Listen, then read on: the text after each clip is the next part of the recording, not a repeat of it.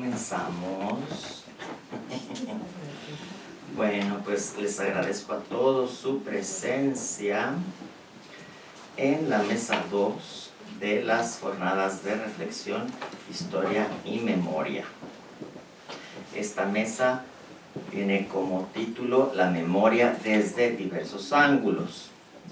Una muy breve semblanza mostrará lo productivo que puede resultar el diálogo que iniciaremos en un momento con nuestros reconocidos invitados, a quienes les agradezco que estén con nosotros.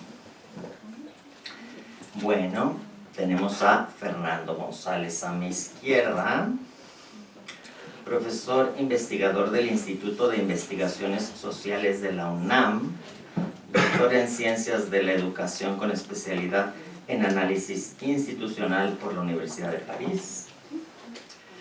Tiene formación como psicoanalista, ha cultivado la historia del tiempo presente, es experto en el estudio de instituciones, en especial las vinculadas a la Iglesia Católica.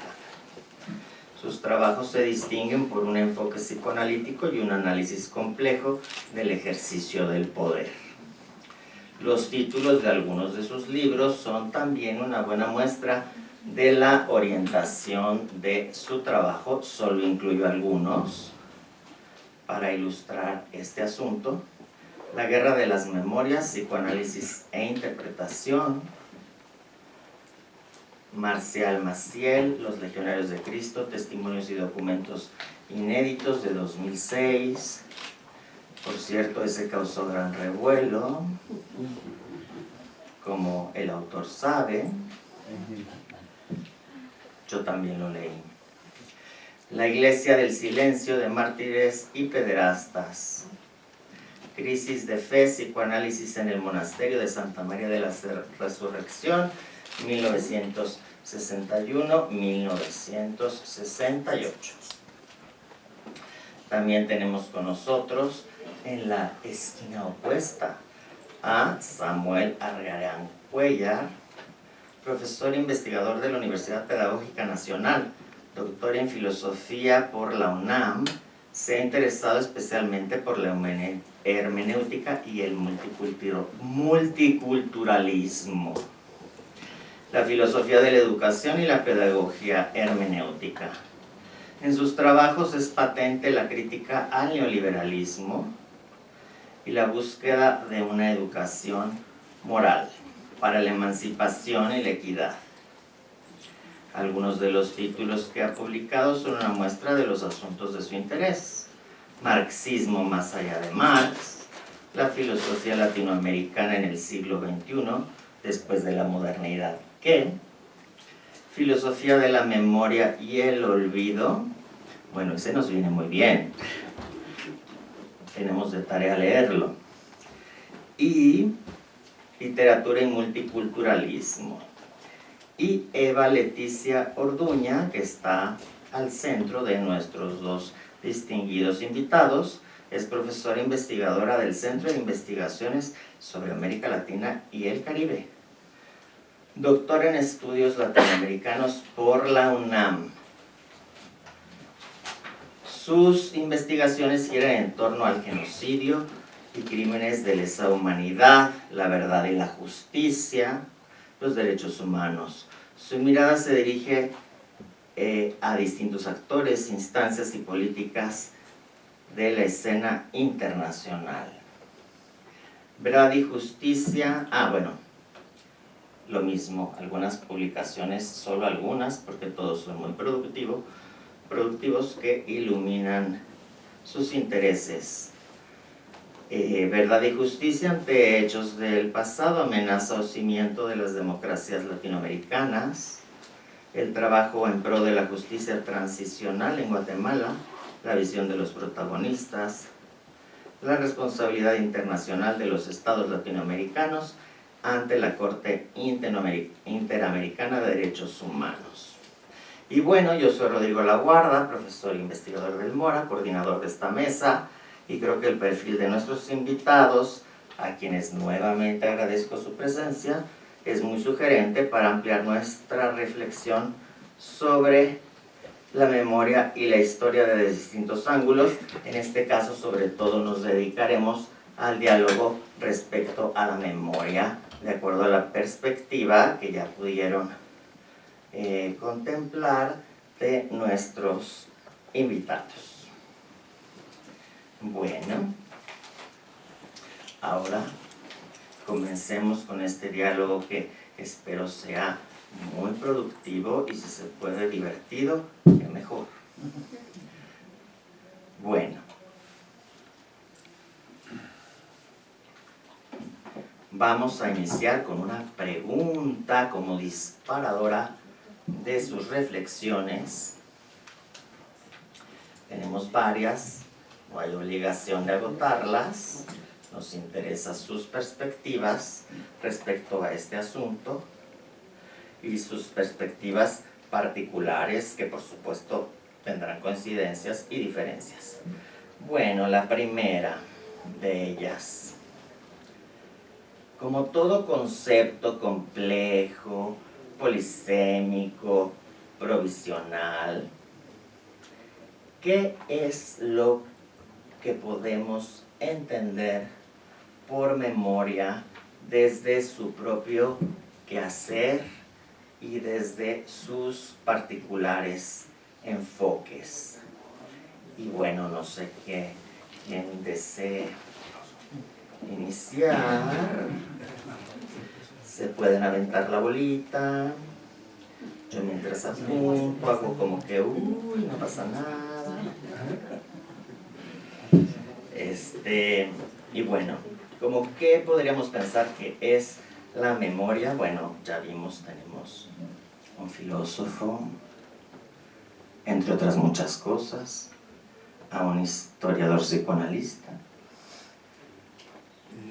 Y, por supuesto, claro, pues tenemos a una experta, en este caso, bueno, en muchas cosas, pero en asuntos internacionales, que tiene una visión más global y relacionada con la justicia y el deslinde de responsabilidades, salvo, bueno, lo que quieras decir pues, si gustan, en tu momento. ¿Quieres comenzar? Sí, bueno, nada más precisamente como para abonar a la discusión, que por supuesto estos temas nunca se van a poder agotar, pero bueno, quisiera como empezar con la reflexión de la memoria como este aspecto o este proceso inicialmente muy interno del ser humano, muy individual, muy como, precisamente como de la psique, digo, no son mis ámbitos, pero sí lo veo precisamente como algo muy individual que a raíz de los procesos políticos históricos que se han venido desarrollando, creo yo,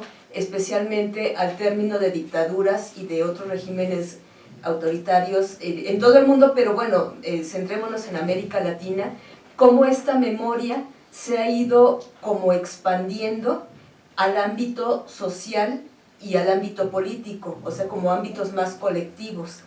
Y esta memoria en un inicio individual e interna también ha servido como que ha tenido implicaciones con otros conceptos que se han ido construyendo a partir de esta temporalidad que menciono y que posteriormente se fue conociendo todos estos procesos como parte de la justicia transicional, se fue concatenando con otros conceptos como la verdad, en la clarificación histórica, y bueno, lo que nos atañe mucho en estas jornadas, que es precisamente la relación entre historia y memoria.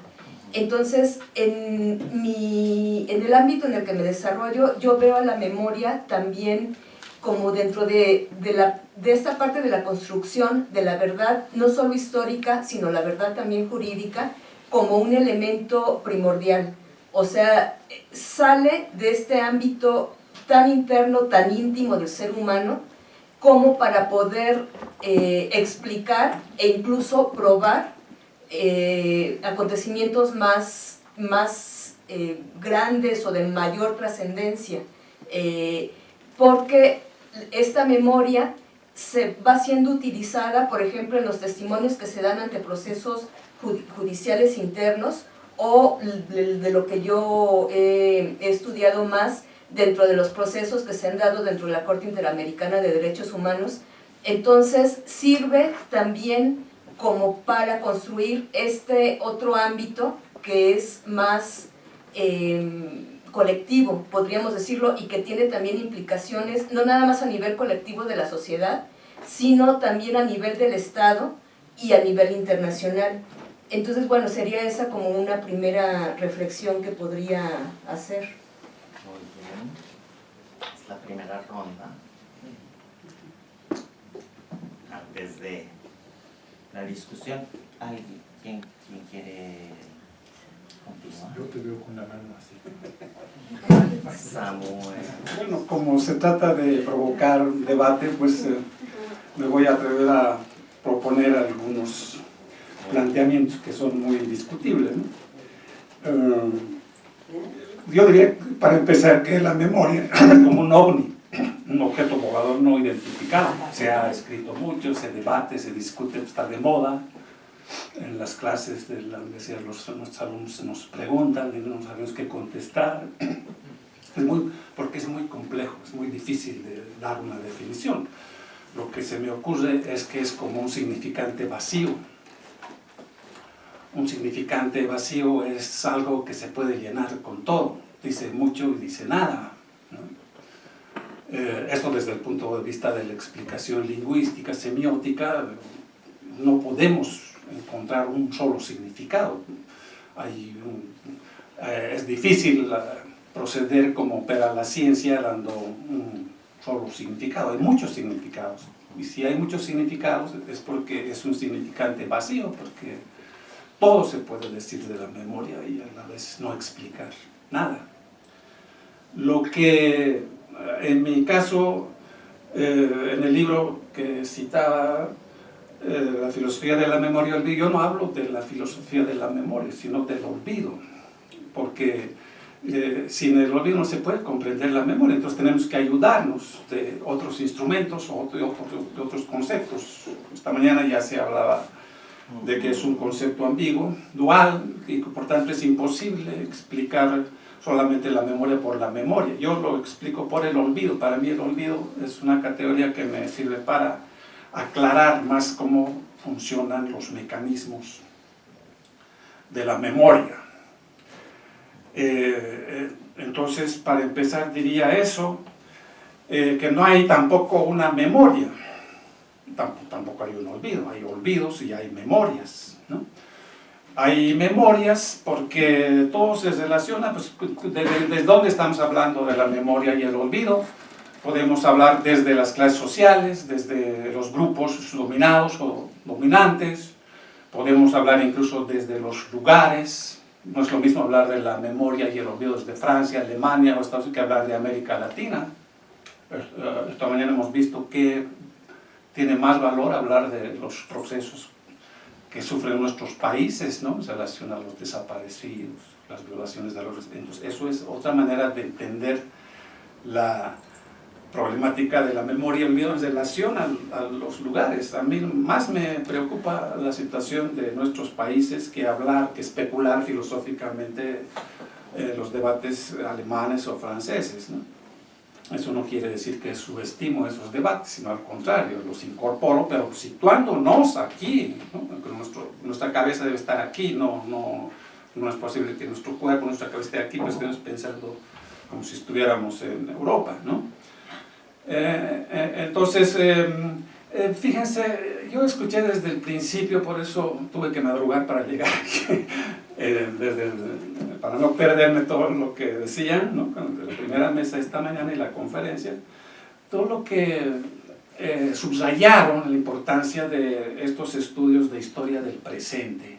Entonces, como todos hicieron diferentes énfasis, cómo se entiende el pasado, el presente y el futuro a partir de esta relación de la memoria con la historia, ahí sí coincido perfectamente. Es decir, claro, lo que nos decían los diferentes expositores es que hay una necesidad de conocimiento científico para entender la historia y entender bien la memoria, cómo se conecta. Está bien, yo comprendo y coincido con esa posición, pero le ampliaría y diría que también el conocimiento científico implica también un conocimiento filosófico. Entonces no hay oposición, no hay conflicto ni contradicción entre el abordaje o el enfoque científico con el filosófico. Entonces, por eso me encanta esto que dijeron de la historia del presente. Y también se puede, ya para terminar un poco, para provocar más la discusión, diría que lo filosófico, ¿qué es lo que le aporta al conocimiento científico sobre la memoria y el olvido? Yo diría esa parte no racional, esa parte no explicable. Se hablaba, por ejemplo, de los desaparecidos, los asesinatos de cada día. ¿Vamos a explicarlo todo eso? O sea, ¿es posible comprender? Ya decían que toda entrevista, todo acercamiento implica siempre una distancia, una empatía. De acuerdo, pero ¿podemos explicar todo eso que sucede? ¿Podemos racionalizar intelectual lo que implica para los familiares la muerte? Yo creo que no. Ahí entra lo filosófico para poner límites, ¿no? Es decir, no todo es explicable. El dolor no se puede racionalizar ni se lo puede comprender totalmente. Lo de Ayotzinapa sigue sin aclararse y va a seguir por mucho tiempo. No entendemos realmente lo que ocurre en México, en muchas partes del país. Entonces ahí es donde entra la necesidad de complementar al conocimiento científico una prudencia para no pretender interpretarlo todo. Por más hermenéutica que apliquemos, no todo es comprensible. Se nos escapa el dolor. Me encantó la participación de María. Pues en la academia nosotros elaboramos conceptos y discusiones muy sabrosas, ¿no? Muy finas, con muchos matices, conceptos. Pues no todo es academicismo. La vida familiar, los desaparecidos, la muerte, el dolor, todo eso ocurre en la calle, fuera de la academia. ¿Eso lo podemos interpretar también? Yo creo que no. Entonces, ahí diría que, claro, con toda la prudencia y toda la utilidad que nos da el conocimiento científico, los juristas, se decía que también los historiadores deben participar en los juicios que se hacen a los dictadores, a los criminales, ¿no? Pues no pueden seguir impunes toda la vida, ¿verdad? Hay que tomar posiciones. Entonces creo que para terminar mi definición de la memoria en relación al olvido sería que es importante esta participación académica en la necesidad del perdón, pero no en el perdón en el sentido cristiano, romántico, así de que ya, tipo Sicilia, ¿verdad? También los victimarios son víctimas, no es posible, o sea, no se le puede dar un beso al criminal, ¿no? Ni una flor para decir tú también, porque hay un sentimiento cristiano que nos hace igual. Yo no creo en esas cosas. Entonces el perdón no puede ser, bueno, y tampoco Ezequiel en su libro dice eso, que no hay que condescender, llegar a exposición, no. Hay que exigir justicia y verdad, ¿no? Entonces yo creo que memoria y olvido necesitan esta parte de la justicia y el perdón, llevar a sus últimas consecuencias el castigo, ¿no? Encerrar a los criminales, a esos dictadores de América del Sur, ¿no? Que siguen paseándose en las calles, ¿no? A esos hay que cerrarlos y hay que hacerles pagar, ¿no? Material y simbólicamente y todo lo que implica, porque no es posible perdonarlos. Hasta ahí podríamos decir. Ya con mis colegas se animaron, entonces yo voy a poder decir algunas otras cosas. Gracias a ellos, digamos, voy a distinguir la memoria como esta capacidad del ser humano que está ligada a un determinado tipo de temporalidad, que si la cruzo con las investigaciones que he hecho que tienen que ver con guerrilleros, que ya no lo son, con víctimas de pederastia clerical, o con miembros de sociedades secretas católicas en México, las diferentes maneras de articular su testimonio. Entonces, memoria, testimonio, cuando el testigo, en la era del testigo que habla Annette Vebrioka, que se instaura con Ashman directamente en el 61 y va progresando hasta de pronto manifestarse ya en los años 80 como lo que me pasó desde en Francia, decir voy a hablar del incesto que hizo mi padre conmigo y exponerse en la televisión, hasta el primer programa que apareció en Francia de decir voy a hablar de que en esta escena abierta televisiva voy a hablar de los problemas que tiene mi marido con la eyaculación precoz.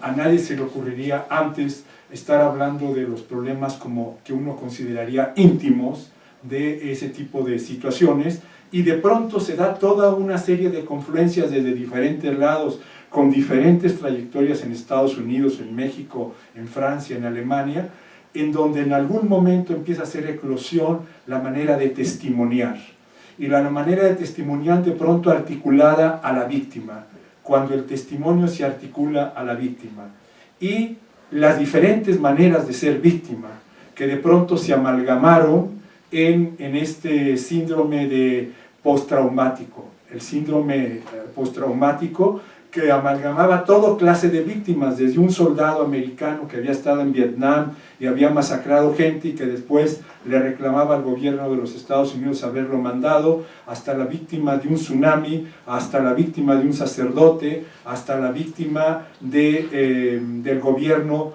por actos de tortura, etc. Entonces, el amalgamiento de la víctima a partir de la psiquiatría me pareció que fatal porque no discrimina y porque amalgama diferentes situaciones de ser víctima.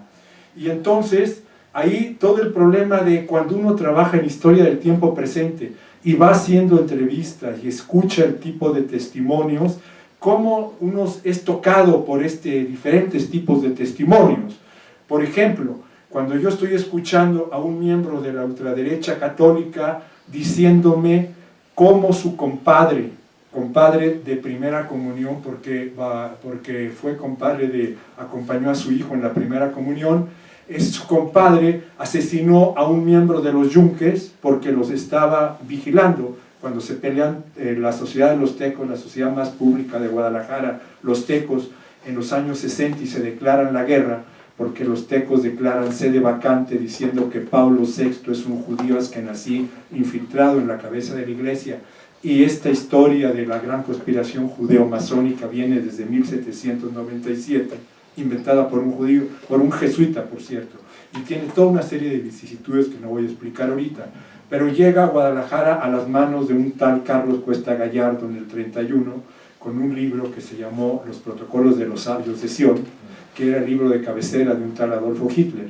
y que era el libro de cabecera de los tecos. De pronto llegan en los 60, en pleno concilio, a decir que el Papa es un judío askenazí. Se tardó más o menos 2 siglos en llegar la gran conspiración judeo-masónica a la cabeza de la iglesia. Este tipo de delirios, que uno puede ver como delirios, hay gente que lo toma en serio e incluso mata. Y este fue el caso de tecos matando yunques. Y el tipo que estoy entrevistando me dice, bueno, sí, mi compadre mató a Jorge Calfópulos, lo ametralló, y a su hijo de 10 años. Y yo le pregunté, ¿por qué al niño? O sea, le valió que fuera el otro asesinado. Lo que le importaba como pregunta interrogativa, ¿y por qué al niño? Ah, pues porque Gonzalo Diaño, el hijo del jefe de los tecos en ese momento, que todavía vive Gonzalo, impune, me dijo que no quedaran huellas. Y eso me lo está contando directamente. Y bueno, uno alcanza a sentir feo, alcanza a sentir feo hablando de las distancias que alguien preguntaba en la mañana. ¿Qué posición tomar ante eso? El peligro que tiene este tipo de entrevistas es que uno termine exaltando al victimario, que termine sintiéndose regocijado por lo que está diciendo.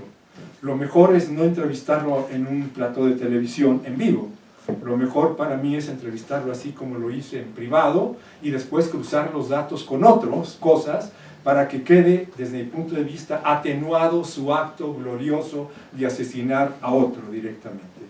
Entonces, al mismo tiempo, la memoria, tal como la trabaja un psicoanalista con lo que Freud llamaría los recuerdos encubridores, uno dice, uno no tiene recuerdos de infancia, uno tiene recuerdos acerca de la infancia, que son recuerdos construidos.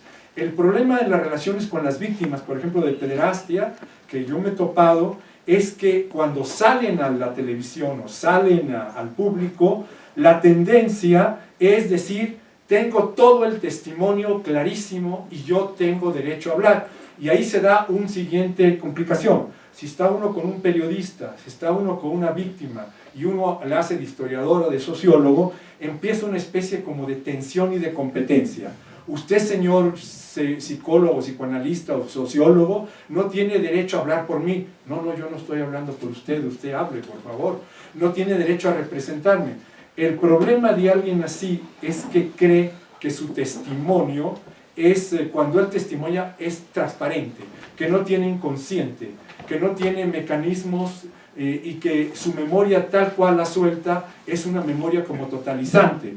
Algunos de ellos que son autocríticos y se logran ser autocríticos se dan cuenta de que su memoria no es totalizante y la van corrigiendo, van haciendo como en la película de Sergio Leone, Érase una vez en el oeste, que va apareciendo cada vez más la escena hasta el final de qué se trataba cuando le ponen al jovencito que está cargando a su hermano y que está a punto de ahorcarse, le ponen una flauta, una armónica en la boca.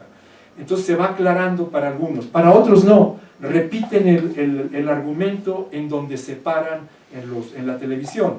Y al repetir ese argumento, en general borran datos, no necesariamente porque lo estén calculando, borran datos. En el caso no más específico, aquí termino para esta primera ronda, de los legionarios de Cristo que aparecieron en la televisión mexicana en el 97, todos hablaron a partir de una pregunta, sin necesariamente ponerse de acuerdo. Mira lo que nos hizo Maciel, Maciel nos abusó. Ninguno habló pero nuestras trayectorias fueron diferentes. A mí me lo hizo una vez y le logré poner límites a pesar de estar en una institución total, encerrado. Le di el mensaje que conmigo no más. A mí me lo hizo 3 veces, otros yo me convertí en efebo de Marcial Maciel durante años y llamé a otros compañeros a que los abusara y me convertí en víctima, en cómplice y luego algunos de ellos en victimarios de otros niños, pero ya no hacia adentro de la Legión, sino niñas de sus escuelas en Cancún, en el Cumbres de México, en el Cumbres de Cancún, etc. Entonces, la noción de víctima de pronto se desplegaba y se hacía extraordinariamente compleja. Si uno que no ha sido abusado, felizmente yo me formé con jesuitas, toda orden religiosa tiene sus pederastas de cabecera, que se respeten, sus homosexuales en el closet, que no tienen que hablar porque tienen que mantener la línea de que somos célibes y castos para mantener la ficción, o su señora en el closet, etcétera, ¿no? Pero todos tienen sus pederastas de cabecera. Pero digamos, felizmente formado por jesuitas, a mí no me tocó. Entonces yo cuando estaba en el plató, con 2 legionarios y otros que estaban mandando sus mensajes, yo tenía que ponerme una cartulina, yo no fui abusado, ¿no? Yo estoy aquí invitado, pero no fui abusado. Y esa exterioridad es muy curiosa y muy complicada, porque uno ve las cosas desde otro lugar, le interesa analizar, porque las víctimas tienen que hablar como lo que son, víctimas. Y su testimonio nadie se los borra, pero yo parto del supuesto de que la noción de víctima es extraordinariamente complicada. Yo en la mañana hice una intervención sobre guerrilleros que fueron víctimas, que los desaparecieron, a otros los torturaron y sobrevivieron, pero algunos de ellos asesinaron a sus propios compañeros con un balazo en la nuca o como sea, por diferentes razones en ese momento, y en ese sentido no lo pueden decir. Cuesta muchísimo trabajo decirlo. Porque si uno lo dice, inmediatamente la tendencia, como decían en los 50, no le des armas al enemigo. No critiques a Stalin y a los rusos porque le estás dando armas al imperialismo yanqui. Y eso nos lleva a constreñimientos de lo que yo llamaba la memoria hemipléjica o la historia hemipléjica. Y hablar de eso es extraordinariamente molesto de pronto, ¿no? Y yo creo que una de las razones del historiador del tiempo presente, precisamente porque estamos trabajando en un pasado que no termina de pasar, estamos en una situación muy vulnerable, pero al mismo tiempo hay que saber mantener ciertas distancias, por más que en la mayoría de los casos nos lleve la idea de la justicia y de una ética de situaciones tremebundas que pasan en nuestro mundo. pero poderlo decir es complicado. Hasta que un día a mí se me volteó el dedo cuando un día, y eso lo diré en la siguiente ronda, me llamaron por teléfono, y yo soy un psicoanalista, y me preguntaron un día: oye Fernando, tú que te interesa tanto la historia, ¿tú sabías que Igor Caruso, psicoanalista, un referente de tu institución, trabajó para los nazis en 1942 haciendo test en Austria, en el hospital Spiegelgrün, para que esos test sirvieran para matar niños que no servían según los nazis para trabajar o para ser educados? En mi vida lo había oído, me fui para atrás y entonces dije: Fernandito, ahora tú que te dedicaste a trabajar con Maciel Maciel, ahora se te volteó el dedo como Edipo y decir: ¿de dónde viene mi institución o mis maestros? Porque yo nada que ver con eso, pero digamos mis maestros, ¿qué pasó que se fueron a formar a Viena con Igor Alexander Caruso? Entonces uno, con este problema de las diferentes maneras de no decir, que tienen que ver con situaciones de cálculo, de diferentes maneras de guardar secreto, o el inconsciente, cuando ni siquiera uno se lo propone no decir, pero que termina diciendo a pesar de uno, si no, no habría psicoanalistas, no tendríamos chamba, hasta situaciones impensadas que ni siquiera se nos había ocurrido. Todo eso entra en los diversos planos de la memoria, creo yo. Muchas gracias. ¿Puedo? Sí, cómo no. Bueno, Pero luego voy yo, dos comentarios en relación con lo que comentaba el doctor Arriarán. Esta relación entre verdad primero memoria, verdad y justicia. Y bueno, yo soy una convencida del valor histórico que tienen todos estos recuentos precisamente históricos que se han hecho especialmente a través del trabajo de las comisiones de la verdad que se han realizado en muchos países de América Latina. Y entonces veo que realmente este valor en sí mismo, por sí solo, es realmente de una gran valía en términos no nada más históricos estrictamente, sino también políticos, sociológicos,